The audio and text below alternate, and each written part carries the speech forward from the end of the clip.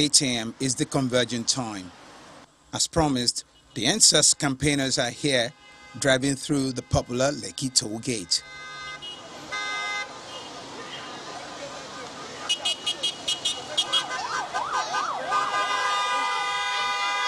Horns blaring.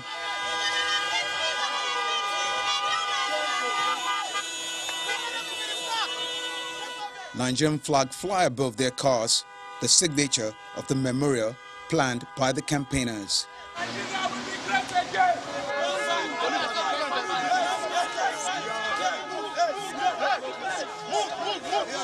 Some protesters are also arrested, locked in this van, and later driven to an unknown location. Some of the protesters step out of their vehicles in an apparent move to drive home their points even more.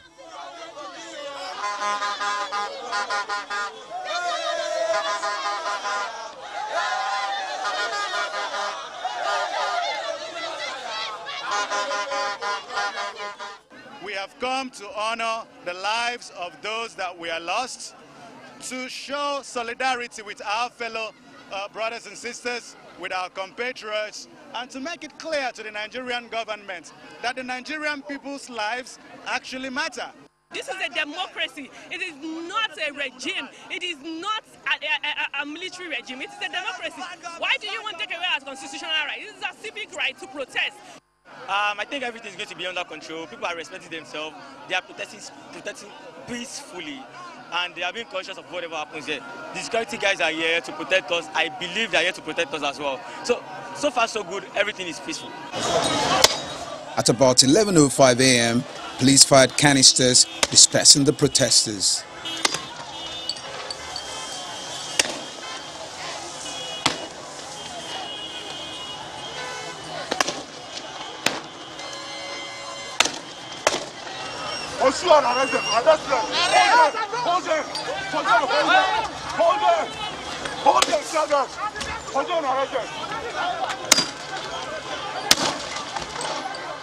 It's been a day of intense activities here at the Lekki toll gate, the epicenter of the NSAS protests. The protesters have made their statement loud and clear, with the police responding. They said they have exerted minimum force to disperse the protesters. They are not to be on foot, and we agree that they won't come down from their vehicle to address anybody. That is where people will start coming in. That's where people will now start converging. So, and as at the time, I will need to use minimum force to disperse the miscreants, not the protesters. I discussed with them that they have the right to protest, but it should be within the limits of the law. You want to protest from one point to one point, and at one time. And what are your programs? The 2020 NSAS protests began from growing agitation against police brutality in the country, but the scope of demands of the campaigners expanded into demands for police reforms and end to bad governance. Dari Ido, Channels Television News.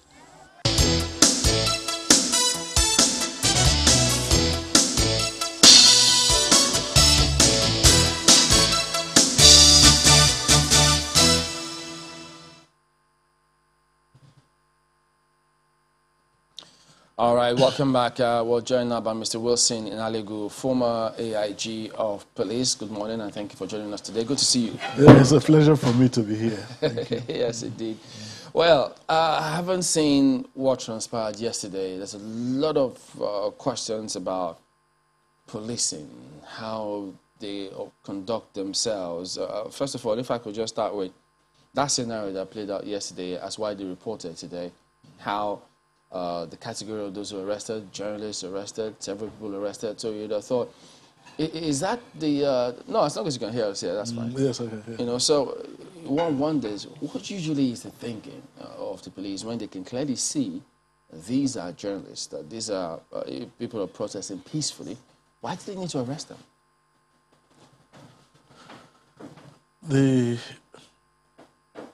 When you approach such the scenario that we witnessed yesterday, yeah, and coming from a background of the violence of the NSAS protests last year,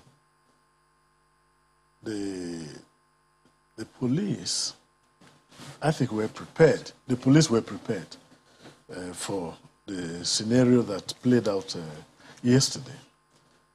And so when you find such a situation, there are people whose intention is to demonstrate peacefully.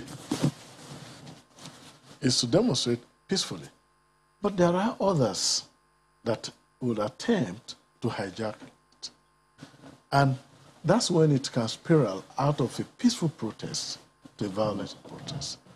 And therefore, the police, I think, has a responsibility to protect the genuine protesters, but those who come with different intention to create anarchy and chaos and take advantage of it to loot. So the police will be out for those issues. And this is why we expect the police and the organizers of the protest to have a meeting as to the way they intend to carry out the protest. And that is the essence of the police granting permit. That means, you see, what routes are you going to follow? What are the number of protesters you expect? This will enable the police to put in place proper preparation as to be able to respond. But a situation whereby you organize a protest, you don't even have an idea of how many will come. If it is 1 million, let the police have an idea. It will help them in the way they organize their assignment. So I think what happens, it should be a collaboration. It's not just about demonstrating. Yes, the points were well made as to we don't want police impunity, we don't want police brutality. That's okay. But we are trying to build a civil society, a society where there is respect for the rule of law, a society where there is respect for law and order. And in doing that, everyone has a responsibility. Just to be clear, my apologies for jumping in. Just to be clear, when you say that collaboration is necessary, so what then should be the legal approach to organizing protests? Well, Mr. Falana and a number of, we have a lawyer in Lagos who will also speak to the issue, that it's been out of, it's no longer compulsory to have a permit from the police to organize protests. But you're saying that it's never been anyway. But you are now saying that there is a need for a kind of consensus, a nexus between the protesters and the police. How should it go? Because the law says that the protesters should be guided by the police, protected by the police when they are protesting. So what should be the process? You see, I'm told there are two parallel judgments.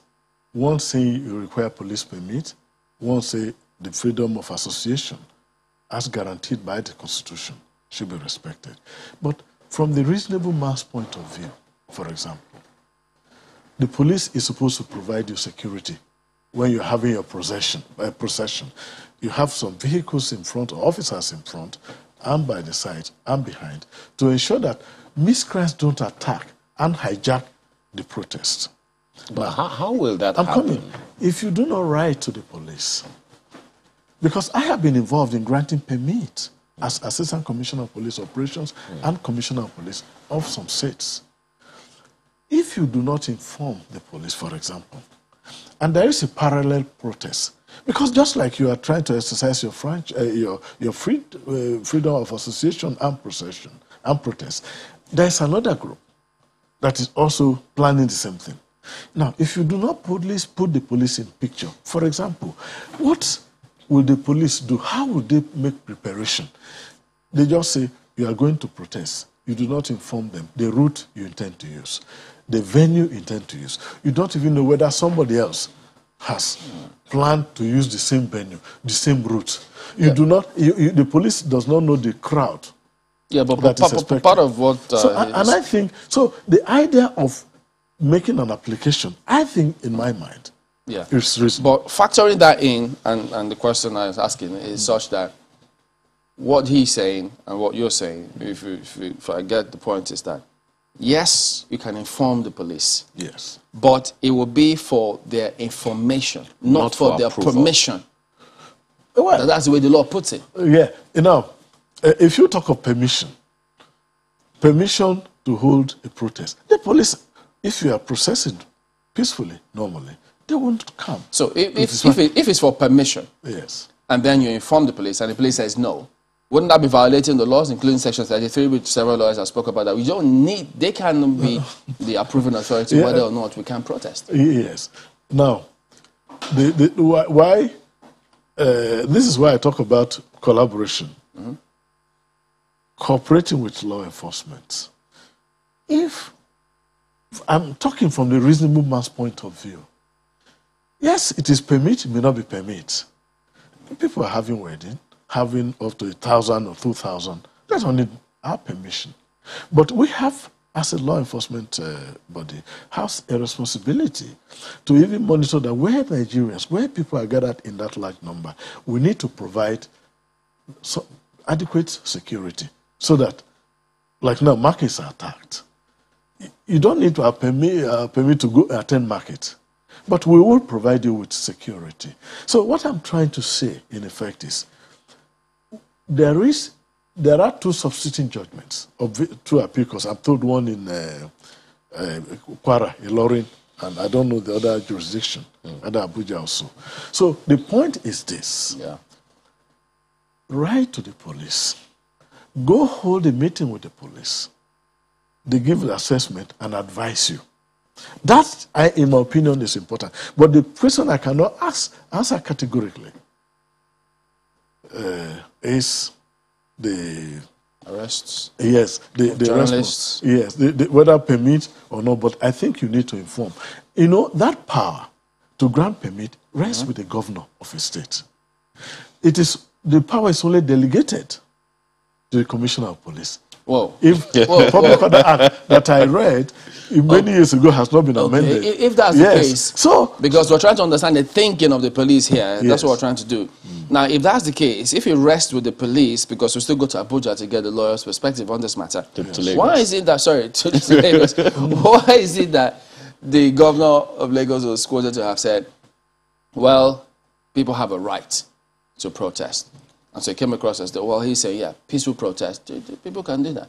And then right there with the rider, the police says, we will not tolerate any protest. So if that were the case, why is police saying to be doing against that? I want to think the police was, we will not tolerate any violent protest. I'm sure that's... Okay, because this is the word violence. Yeah, because the police will not tolerate any violent protest. But peaceful protest, the police will provide you with security. In the FCT, I've watched television. People are protesting, like the Athletic Federation Association.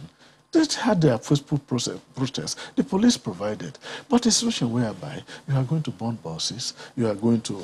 Yeah, but we understand that. But the clip we saw yesterday with our correspondent, in the report by our correspondent, when the Lagos CP was yelling, arrest them, arrest them. Yeah.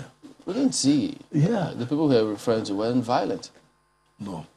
You see, I saw some of your correspondence yesterday.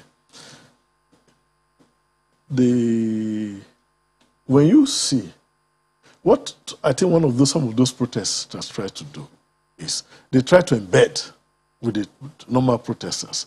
So when you saw the CP giving instruction to arrest... I'm just trying to see if we could just yes, I know. To arrest the CP, no commissioner of police will order that a journalist be arrested, a peaceful protester be arrested. But if you see miscreants, because we've had a lot of protests in the FCT, when people go to day and rent people, and during the protest, when you interview them, they don't even know why they are there. And some of these people are armed with knives and machetes. And so you've got to sieve them.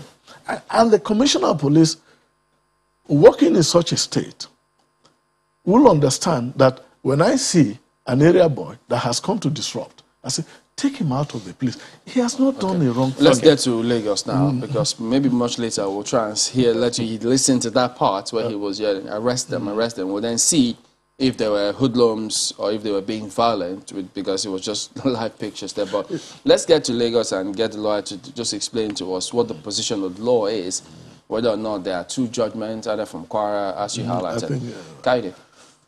Oh, yes, indeed. We're joined this morning from our Lagos studio by Senior Advocate of Nigeria, Professor Paul Ananaba. And I know you're roaring to get into this conversation, especially with this back and forth about whether or not to write to the police, inform the police, is it get approval, get protection, and the rest. I haven't listened to the former AIG about protection, getting protection from the police, writing to the police and all. What is the position of law on protests?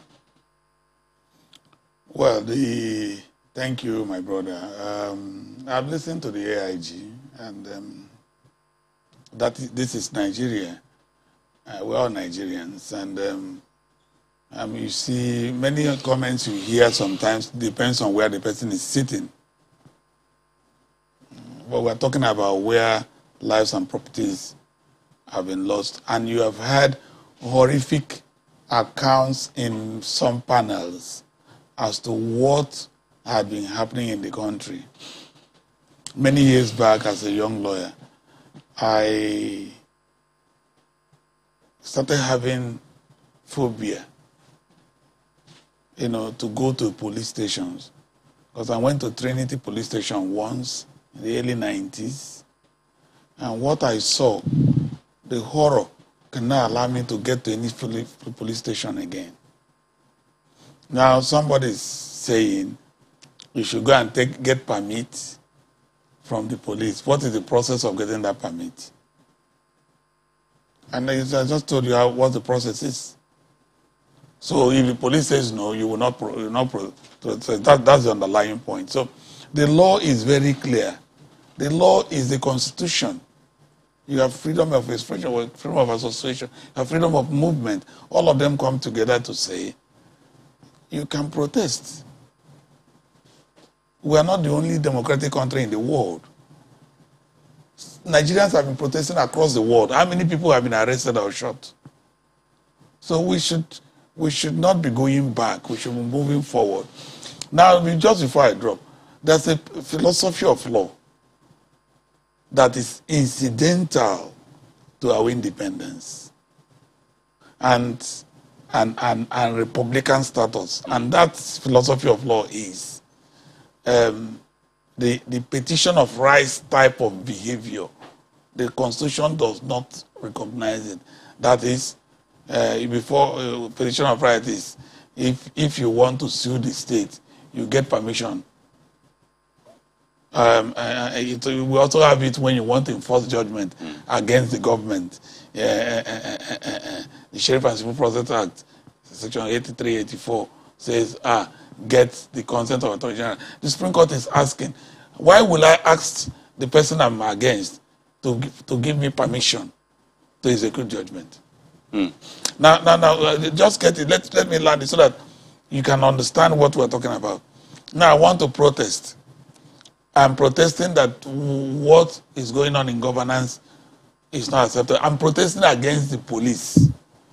Now, somebody comes up and tells Nigerians, you should go and get permission from the police to protest against the police. I leave it there for people to... So being an interested party, it sounds funny. I don't understand how that can be said. But, I mean, you witnessed the process last year and the aftermath. In fact, I'm sure this is quite personal to you because the judiciary was affected, especially in Lagos, with the burning down of courts and the rest. So when the police brings in the angle of security, and the former AIG says, well, the commissioner in Lagos said categorically that they will not allow violent protests, and haven't seen, at least from experience, the aftermath of last year's protests, the burning down of courts, which rendered the judiciary, especially in Lagos, crippled for some time. How then do you balance such? Because we've seen what happened. Clearly, we see what can happen. So, what kind of balancing act the police Violent protest is not protest. Violence is violence. Protest is protest. Protest has guidelines. It has to be peaceful. It has to be controlled by the protesters. In a protest, or in no protest, the police duty and other security agencies' duty to maintain peace and protect lives and property is undiminished. It is normal. So the police doesn't need to wait until a letter is written. They gather intelligence. There's going to be a protest. They deploy security to guide protests. Have you seen that many the protests, pro-government protests, either in the state or the federal, how many of them are shot or arrested? So let's even not go there. That's not the issue for discussion because this is a global discussion. But the point I'm making is that duty of the police will remain there. It is that duty of police that has not been done that makes infiltrations possible. If the police, if the NSAS people say they want to protest, I will imagine that a police that has intelligence along with other security agencies will, without anybody telling them, know how many persons that are protesting. So you're saying protests going violent is even the fault of the police? Of the states.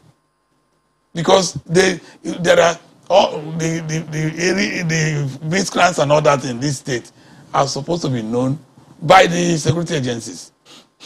So you will see that during the last 1 year ago protest, you will see people, you would have seen clips showing people encouraging the people who brought in protests. For days, these protests at last year were manned by very educated people who could sit down. There were religious activities, all that, showing that it was a protest. Nothing was destroyed. Now let me take you back to history. I schooled in this country. I went to school in this country. That's what I mean. Universities, riots, demonstrations. What normally brings violence to it? When students demonstrate and there is a friendly security presence, they interact, they work together, nothing is destroyed. But if in the process, arrest them, shoot them. You know, for some, they saw this, this memorial, as it were, as an opportunity, a perfect opportunity for the police to, show that we've learned some lessons based on what happened last year, and we're ready to do right, by the people, as we have always promised to. And I'd like to take you up on the rules of engagement of police when it comes to protests. Now, we had our correspondent covering that live all through yesterday, and we saw journalists arrested. It wasn't until hours after that the journalist who identified himself, by the way, was released. Not only, there were many of, that's the point I'm making. So the question is, how should the police, first, what should be the rule of engagement when the police is manning a protest? Can they just pick anyone, arrest them, put them in the van and say, well, we're trying to forestall disorder, that's why we're doing this? Is that possible? Is that right? Well, no one can sit at a place and give them operational orders. But it is expected that within the force, it's not every police personnel or officer that is dragged into a demonstration activity. There should be special trainings. There should be special team that can engage cordially. These demonstrators also need the police. If the police comes and is friendly, in some of the centers, there was a police officer in Anambra State that became a hero of the demonstration. The police officer moved on with this demonstration. There was no incident. That is to show it's a matter of operation. When you are unfriendly and you begin to be brash in such instance, what does it look like when before the day you are warned nobody should demonstrate in a country, in a democratic country? Why should that comment come up? Those things shouldn't come up. There should be operational guidelines for the, much more. And let me ask you, in many countries, the presidents, the vice president, the governors, the senators demonstrate too. legislators demonstrate. So you expected our members of House of Reps and I Senate to have expected demonstrated? that agencies like National Orientation Agency should have, this thing is a year ahead.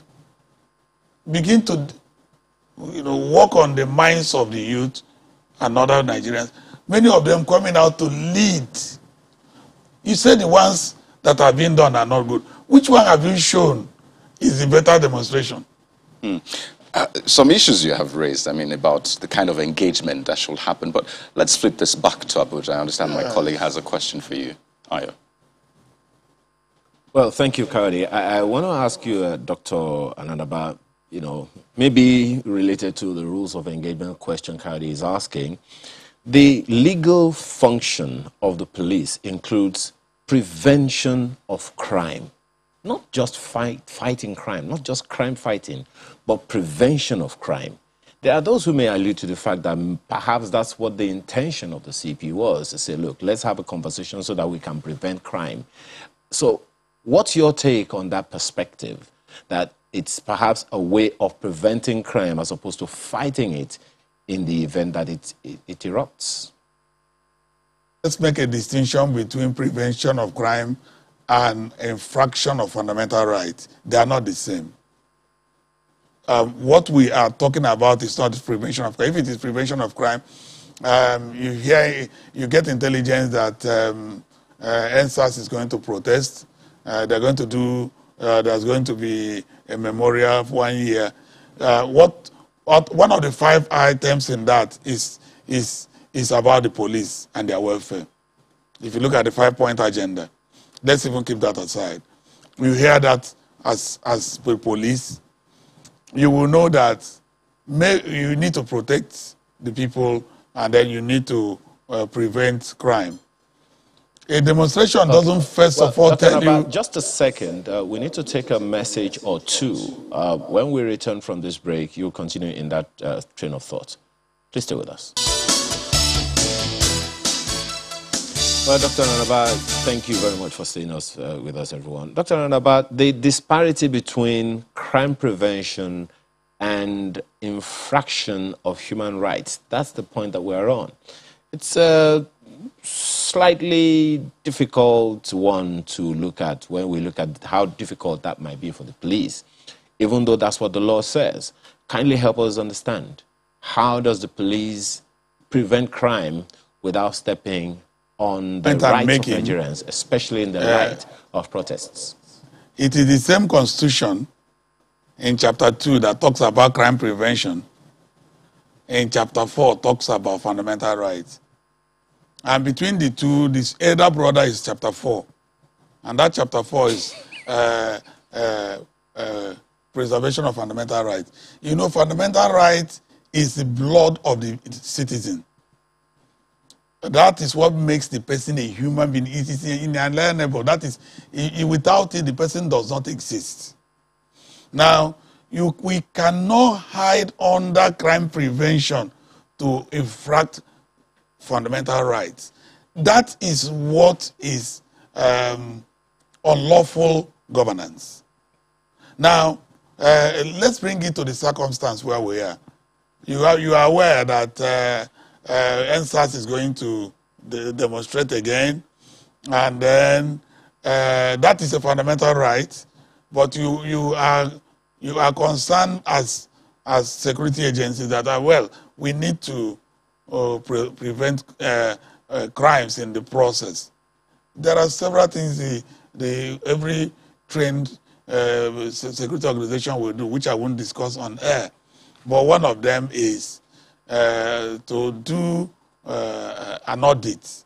Let me use our own language, an audit of the situation. What is the capacity of this demonstration? What are the flashpoints? Public institutions that should be protected. How many forces should be there? But beyond that, before the protests, we have National Orientation Agency. That was the point I was making. I didn't see any engagement. Try to find out who are the organizers. If there are no organizers, how do you engage the youth? What message was put out to Nigerians to say, yes, you have your right to demonstrate, but let's demonstrate in such a way that the few things we have gained as a country, we don't destroy it because of protest. What message was put out so that Nigerians will be mindful of not allowing miscreants to come in? What role did the security agencies play so that to be able to identify who are the miscreants by at least guiding the protest, so that if there are miscreants, the security agencies will take them out? And I can assure you that the NSA protesters, if you have listened to many of them, more than 90% of them are graduates. And they will not even allow miscreants to join them, because that's not what they set out to do. So if there had been that dialogue should be provoked by the security agencies, they should be able to speak to many of them, get to know what they are doing, and then ensure that it is done well. We lost an opportunity yesterday, as far as I'm concerned, to show that last year, 1 year ago, wasn't the way, the standard to judge Nigerian response to demonstration. I mean, the Nigerian state's response. It would have been something glorious yesterday. It would have been something that would have been done back end with, I would have seen, even at the toll gate yesterday, I expected some degree of support for this protest, even from the government, that the government identifies with the enemy of the youth and identify with their protests. I would have seen security vehicles guide them as they blow their horns, if that was all they wanted to do. And then somebody is saying, you don't come down, you don't walk, the limiting demonstration, which is a contravention of the fundamental rights of the people. All right. So that is what the issue is. Thank you. Okay. All right, let me bring this to the former AIG here, Mr. Nalegu. When you spoke about those two judgments, you said there was one inquiry, not sure what the second one is, but a quick check will also show you that both cases, in fact, there was one that was between the AMPP and the IGP at the time, and then that was with respect to the Public Order Act. Yes. And we understand that that was subject to interpretation of the court concerning police permission to protest. And the court held, the Federal High Court, held that that permission to protest was invalid and unconstitutional. And the same was upheld by the Court of Appeal after the Federal High Court held it. And interestingly, they were quick to remind us that these cases involve the president as a private citizen. So one wonders, how come the police perspective and mindset refuses to shift to this present reality? Even though several lawyers, I mean, my colleague mentioned, Mr. Falana has made the point severally, why is the mindset of the police so difficult to shift to the current reality? The Nigerian police is always determined to prevent crime. And policing in the democracy, accountable policing. That consciousness is there. But the other, I think the desire of the police that we are having serious challenge with crime. And the police mindset is always guided or affected by their desire to address the issues of crime and bring the country more stable and safe for businesses to thrive. Yeah, is that why they want to be the law? I'm coming. So, the police will not arrest anybody for peacefully protesting. And I stand to be corrected. The learned the SAN said that I did not state the process of making an application, having the application acknowledged, and receiving a permit. The police will not go out of its way to arrest because you are peacefully protesting. No. That will not happen. But isn't that what played out yesterday? No, I'm coming. I told you that some people apparently attempted to hijack the process, and so that it could degenerate into violence. And I think that is what I think the police is doing. But there is a need to, in the conversation that we're having, to look at police training, to see the police, to see that the service they render is to satisfy the public.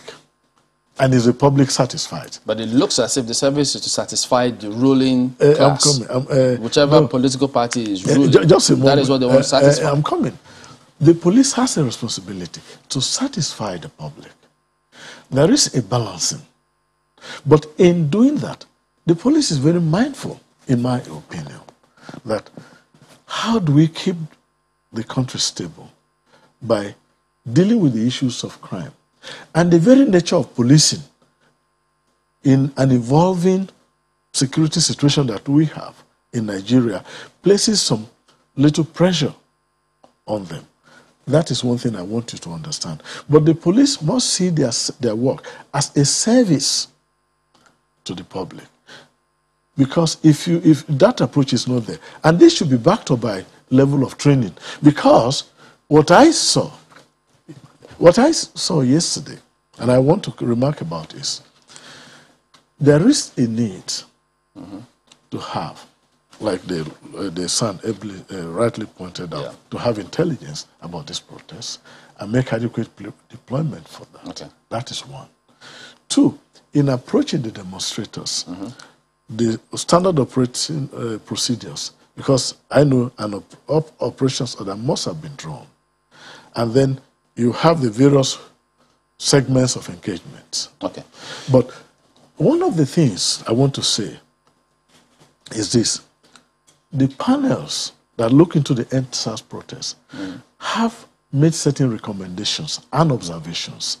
I expect that the appropriate authority, maybe the Minister of Police Affairs, the Chairman of Police Service Commission, the IG, and the Minister of Justice, to look at these recommendations in the report, as the reports have been turned in, to look at them and then begin to use them as benchmarks to assess compliance, to assess the level of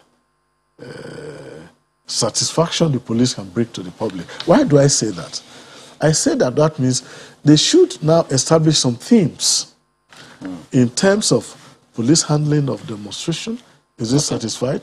Yeah. What is it that has gone wrong?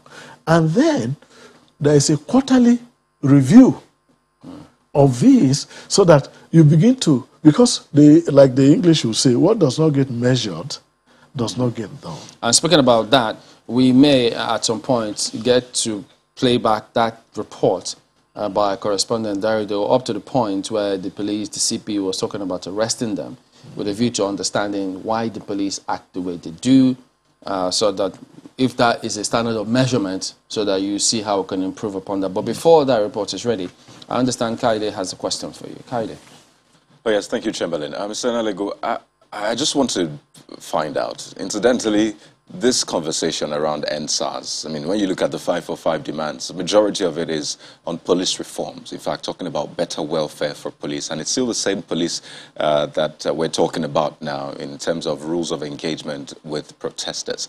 Now, the Nigerian Police Force is one of the very few police forces in the world, or the police in the world, that has as its motto, the police is your friend. So that's what the people are made to believe. But if you can tell us, I mean, when it comes to training, when it comes to orientation and retraining of the police officers, do they know, are they told, are they trained to see the people as their friend, such that it's not just the police is your friend, but for the police it will be the people are your friend? Is that entrenched in the training of the average police officer out there? I think it's in the DNA of every police officer to view the public as a friend. Why do I say that? There is a desire. If you see a police officer, one of the things that make him happy is that he's able to respond to a distress situation and prevent somebody from being hurt or even killed. Or he's been able to prevent crime. Or you wake up in the morning and you receive situation report from your divisions and all that, and it is calm all the way. So there is But I know that there need to be some training on empathy, that the police will put themselves in place of the public and to understand, why are we having these complaints? What can we do to improve upon it? And that was why when I was responding to the earlier statement, I had stated that we need to look at this 5-point demand and the other points generated in the panel report, and make them part of, include them in our training curriculum, so that we begin to see that right from recruit training up to the academy, that it could even be made relationship with the public. And I think this is within the realm of community policing. Seeing the public as partners, empathizing with the public. So, Mr. Enelego, I want to believe that, if I could quickly butt in here, I want to believe that for those infractions we've had, because the average Nigerian has various interactions with the police. Yes, some of them are good, but majority of them, I mean, they leave much to be desired. So I imagine that there's some sort of investigation. I mean, when people come to report, I know you have those desks, I mean, at least while you were in police, and I want to believe that's the same case. And I imagine that investigations are done. Do you identify why those men act the way they do? Is it that while going through training, they didn't get enough of the people are your friend kind of training, or they're just acting on their own volition? And that's even more than the few that at least show goodwill towards the people. So what is responsible for those men acting in such way? The police is guided by rules and regulations. And the officers know that when they commit infractions, there are procedures to be followed. I know one of the offenses is incivility to members of the public, assault on members of the public. And the personnel of the force are regularly educated and updated by their respective commanders. Every command, even at divisional level, has what they call briefings, either on Mondays or the days they choose. And these points are emphasized. But I think what needs to be done, first of all, it is not the practice of the Nigeria Police Force, I think, correctly, to go out of their way to infringe on the right of citizens. That is unacceptable. Okay. I'm coming. That is unacceptable. And everything must be done. But I think Nigerians should see that this thing is being done. That these guys have committed this offense, like those guys in Kogi State, in Adogo, I think, somewhere there, that justice should be meted out swiftly, no delay, and the public informed. And I have always stated, when I had the opportunity of coming to your studio, that the engagement of the police with the public should be much more robust. Okay. Now, that's the part of me to come so we can listen to this report. Don't get us wrong.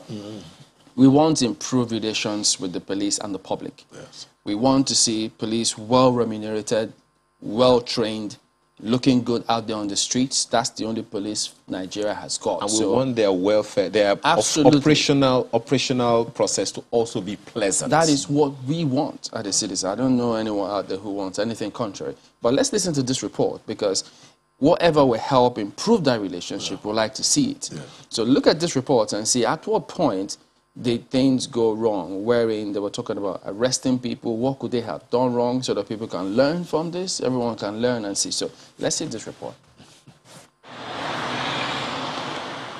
8 a.m. is the convergent time. As promised, the NSAS campaigners are here, driving through the popular Lekki toll gate.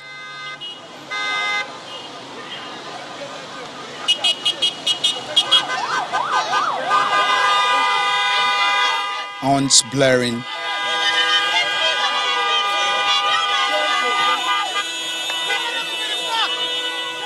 Nigerian flag fly above their cars, the signature of the memorial planned by the campaigners.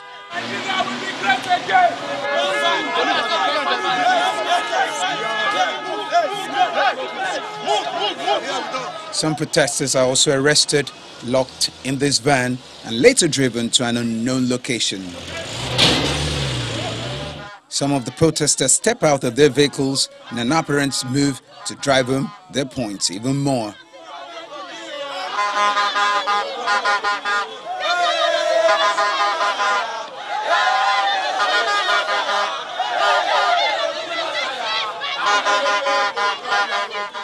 We have come to honor the lives of those that were lost, to show solidarity with our fellow brothers and sisters, with our compatriots, and to make it clear to the Nigerian government that the Nigerian people's lives actually matter. This is a democracy. It is not a regime. It is not a military regime. It is a democracy. Why do you want to take away our constitutional right? This is a civic right to protest. I think everything is going to be under control. People are respecting themselves. They are protesting peacefully, and they are being conscious of whatever happens here. The security guys are here to protect us. I believe they are here to protect us as well. So far so good. Everything is peaceful. At about 11:05 a.m., police fired canisters, dispersing the protesters.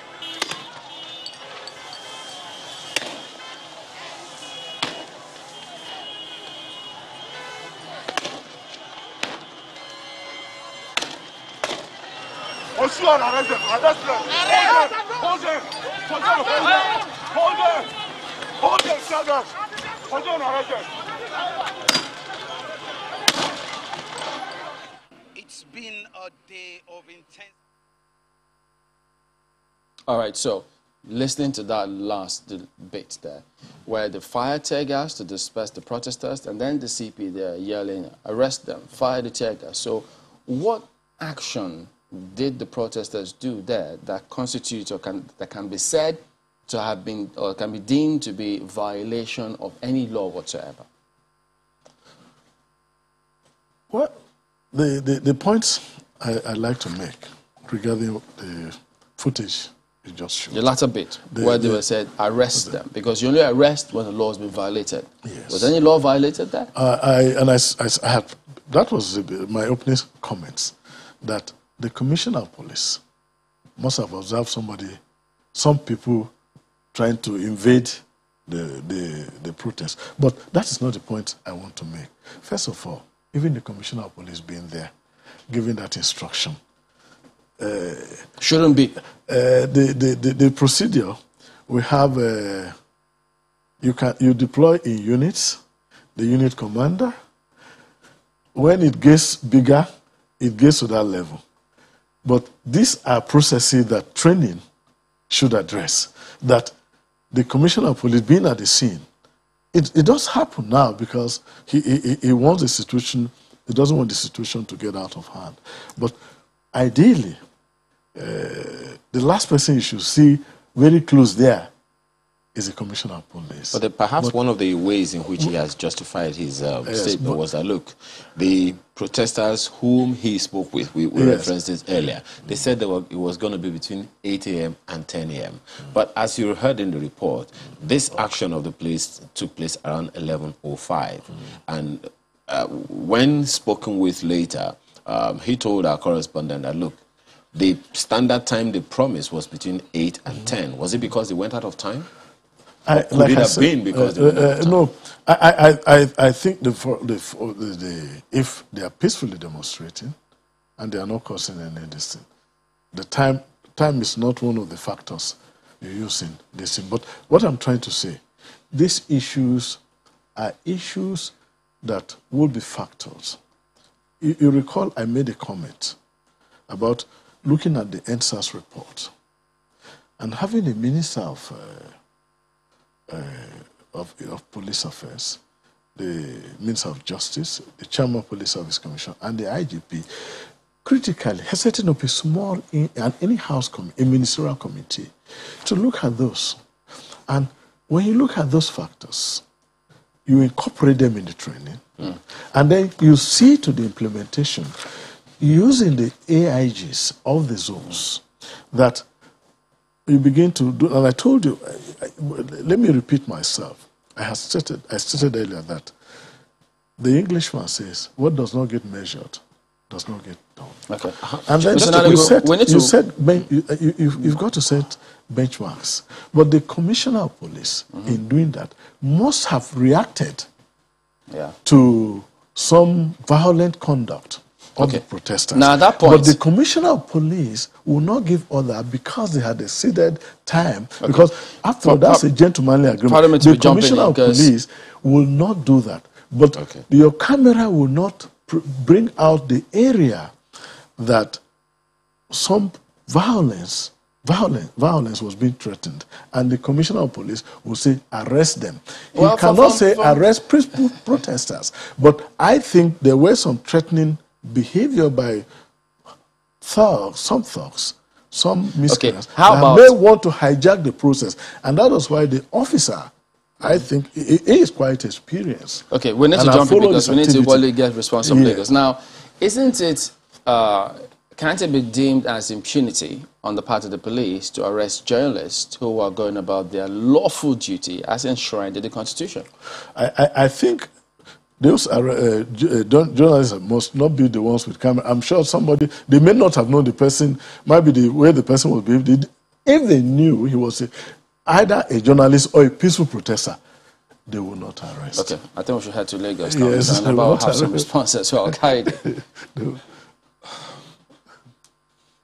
Well, thank you, Chamberlain. We've been having our own conversation behind the scenes as well, but let's bring it to the fore. Prof, haven't listened, watched that report, seen what played out. And I think the big picture here, and I want to believe that we're all on the same page on this one, is reforms for the police, ensuring that we have a better police force. Because at the end of the day, these are the people we turn to for protection on a daily basis. These are the people we have, interactions with. So, talks about, because we can't promise that this will be the last protest, definitely. We don't know what the plans are for the future, if there might be another protest and the rest. So in terms of police reforms, as we wind down now, where does the police reform come from? Where does the police help come from? Is it from within, from without? Because it would seem so far we have done a lot of talk, a lot of conversation, but we still have the same issues.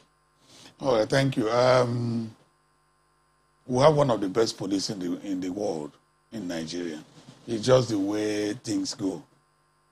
When a Nigerian police goes to international engagements, they are always one of the best. We are resilient as a people. We go through what the average person across the world may not go through. We are brave. But the point is where it begins with where it ends as agitation was the police welfare, professionalizing the police. Of course, everywhere in the world, there's no place where police is the best friend.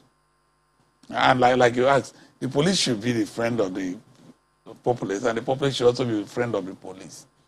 But remember, there's this dislike on the two sides. That's why it's been emphasized, be friends. Now, the reform should come primarily from inside. Before, there were no police university. We have police university now. Policing is being professional. There should be, money should be spent on training.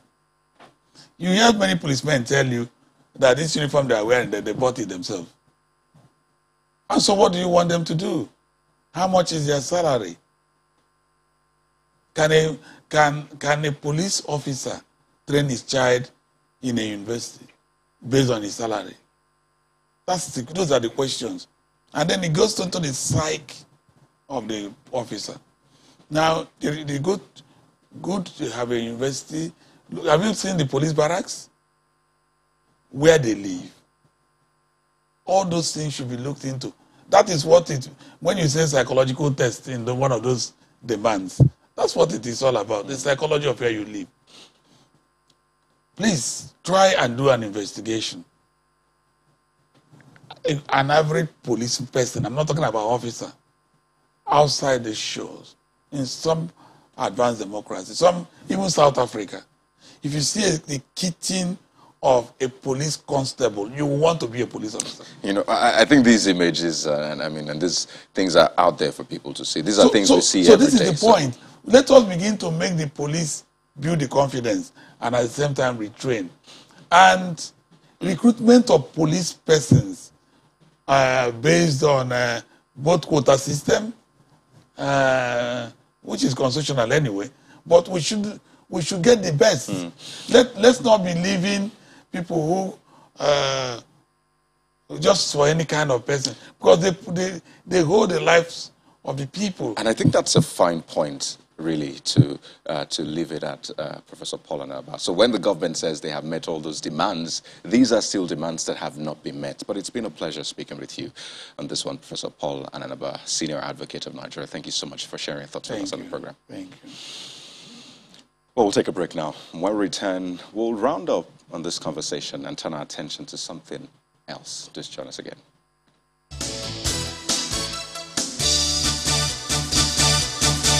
Welcome back to Sunrise Daily. It's our concluding moment with Mr. Wilson Inalugu, former AIG of police. Well, when you started out at some point saying that the police is there to please the public, and then we also thought, well, that may be the intention, but the impression from what people see will be different. For instance, is that last protest yesterday, we saw the NSAS protesters and those who were anti-NSAS protesters. We saw how the police handled the NSAS protesters and how they handled the other protesters. And so we didn't see the same amount of commensurate response with the NSAS protesters to this. Those who were protesting pro-Buhari supporters who held their solidarity rally. If you look at that, peaceful, no tear gas, no arrests, nothing whatsoever. Isn't that why people, isn't that justified when you see, oh, okay, so why is this the case? The police has a duty to be neutral in our situation, and that is talking about professionalism. Once you have round pegs in round holes,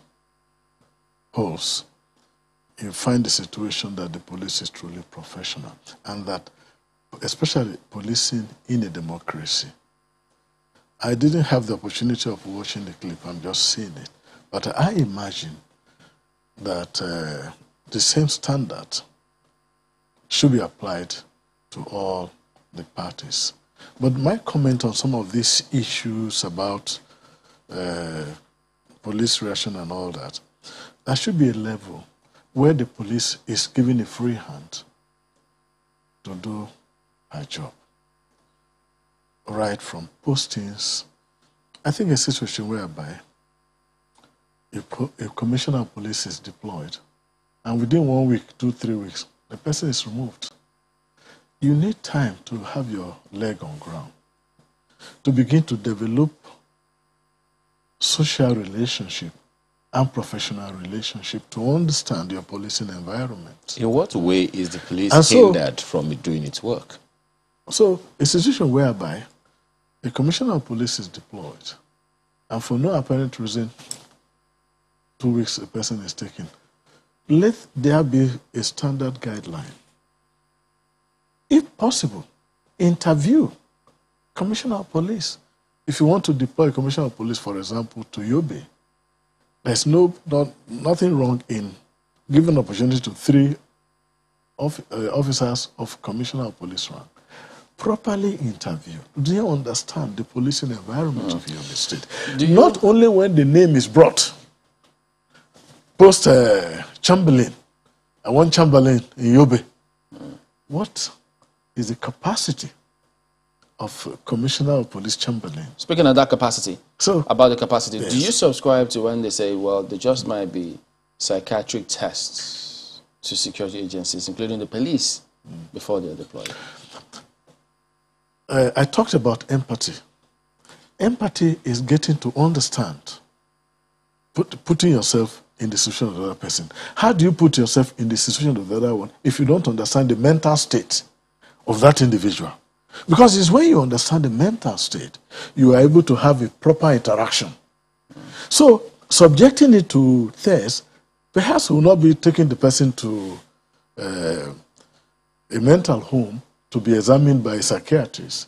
But you as an officer, you as the public, you have to understand the mental state of the person you are interacting with. If I don't understand your mental space, I will not know when to give you space. I will not know when we cannot have a good relationship. Okay. So Just empathizing with the public gets the public to say, okay, they now understand our policing needs. Well, one of the ways in which the public have tried to empathize, so to speak, with the police is calling for an upward review of police welfare, the state of work, environment, and all of those things. And 1 year after, one is wondering, is anything being done about that?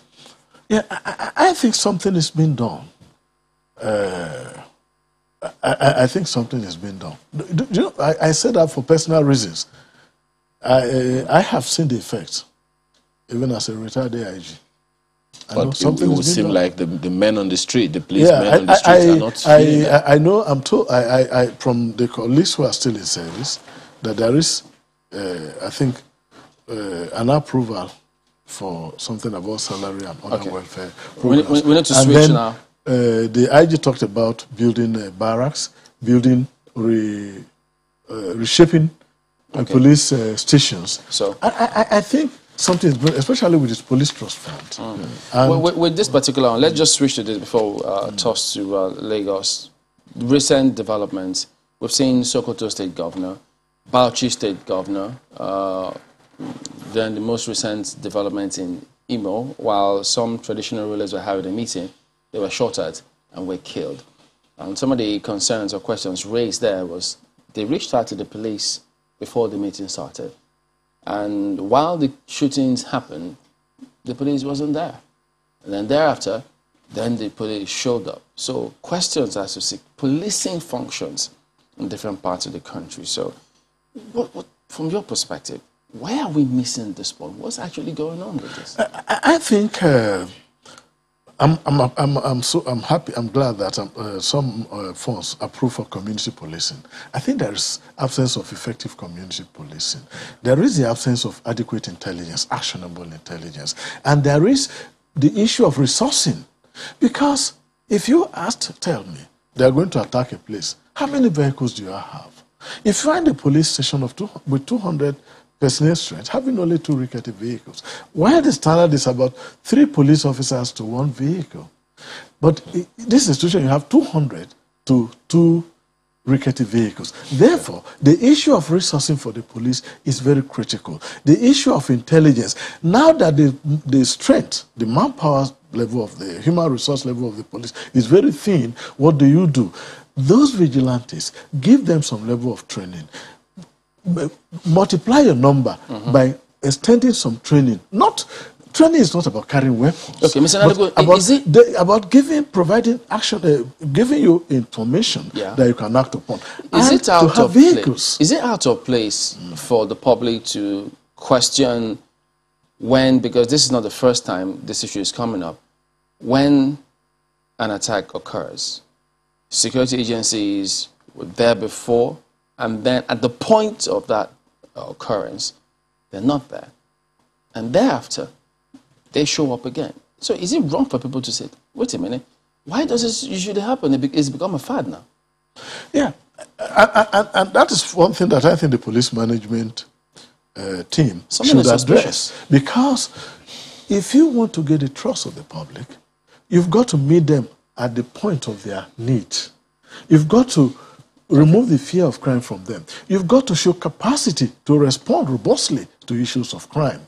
And if you are not able to do that, then you don't get their support. Because what is the need telling you, all right, I need something, and you can't give me? Okay, so we need to go. But what is important, what I think is critical, is about training, it's about resourcing, about welfare for motivation. Right. A lot can still be done. Okay. But please, police stations, the police personnel cannot do much if you do not give them resources. There was a time, in the FCT, there was a time in the FCT we had a lot of vehicles. If you had a situation, the police will respond and be there. And the public began to trust us. So resourcing of the police is very critical. Okay, motivation. we understand that.